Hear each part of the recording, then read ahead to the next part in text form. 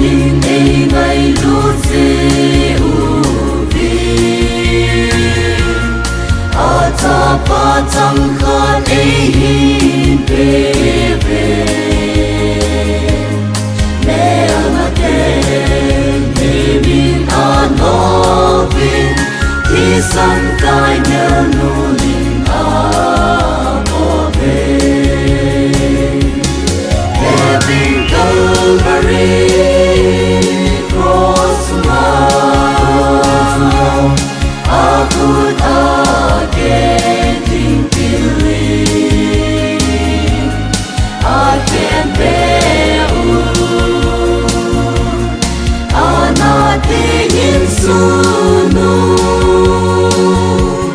His let we see along honey too God's on sin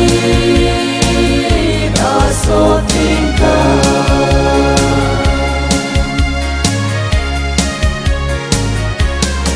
and the sun in us of things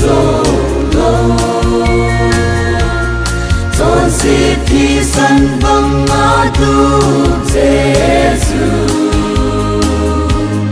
Christa ti san chun us of things upang sa nin song abang sota having Calvary cross now I could again think believe I can bear another in sunu His let we see along honey too God's on sin us of